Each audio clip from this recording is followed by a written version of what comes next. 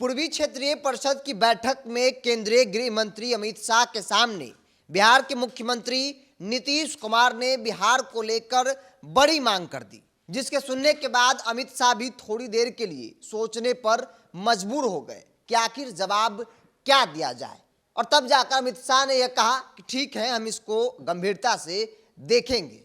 दरअसल बिहार सरकार ने जाति सर्वे कराई, जिसके तमाम रिपोर्ट जो है वो विधान मंडल के दोनों सदनों पर सार्वजनिक किया, जिसमें जातियों की संख्या के साथ साथ अमीरी और गरीबी भी बताई गई कि बिहार में किस जाति में कितनी अमीरी है और कितनी गरीबी है और उनके उत्थान के लिए क्या करना चाहिए। लेकिन इसी के साथ ही बिहार सरकार ने एक ऐतिहासिक फैसला लिया संख्या के हिसाब से आरक्षण बढ़ाने का। जो आरक्षण 50% मिलता था, उस आरक्षण को 65% करने का फैसला बिहार सरकार ने लिया। और इसी आरक्षण के मुद्दे को लेकर केंद्रीय गृह मंत्री अमित शाह के सामने नीतीश कुमार ने बड़ी मांग की। दरअसल मुख्यमंत्री ने बिहार में आरक्षण के बढ़ाए गए दायरे की चर्चा के क्रम में गृह मंत्री से अनुरोध किया कि इसे शीघ्र ही संविधान की 9वीं अनुसूची में शामिल कर दिया जाए। उन्होंने कहा कि बिहार में आरक्षण की सीमा 50% से बढ़ाकर 65% कर दिया गया है। सामान्य वर्ग के आर्थिक रूप से कमजोर लोगों के लिए 10% आरक्षण उपलब्ध है। सभी को मिलाकर आरक्षण 75% हो गया है। बिहार ने केंद्र सरकार से आरक्षण के नए कानून को संविधान के 9वीं अनुसूची में डालने के लिए अनुरोध किया।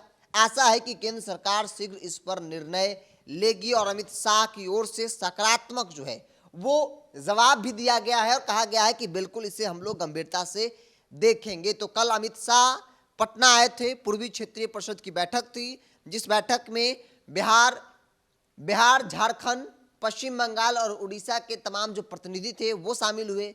बिहार के मुख्यमंत्री नीतीश कुमार और डिप्टी सीएम तेजस्वी यादव भी इस बैठक में शामिल थे और सबके सामने बिहार के विकास को लेकर, बिहार का भविष्य कैसे संवारा जाए, इसको लेकर नीतीश कुमार ने कई मांग अमित शाह के सामने रखी, जिसमें एक प्रमुख मांग जो है वो जाति सर्वे और इसी के साथ ही बिहार को विशेष राज्य का दर्जा दिया जाए, इसको लेकर भी उन्होंने बड़ी बात और बड़ी मांग जो है वो केंद्र सरकार के सामने रखी है। तो नीतीश कुमार ने जाति सर्वे के बाद जो आरक्षण का दायरा बढ़ाया गया उसको लेकर वही कहा इसे 9वीं अनुसूची में शामिल कर दिया जाए। दरअसल 9वीं अनुसूची का मतलब होता है कि अगर इस आरक्षण के दायरे को 9वीं अनुसूची में शामिल कर लिया जाता है तो फिर इसे चुनौती नहीं दिया जा सकता है। इस अनुसूची में केंद्रीय और राज्य कानून की एक सूची है जिसे न्यायालयों में चुनौती नहीं दिया सकता है, जिसे संविधान प्रथम संशोधन अधिनियम 1951 द्वारा जोड़ा गया था। पहले संशोधन में अनुसूची में 13 कानून को जोड़ा गया था।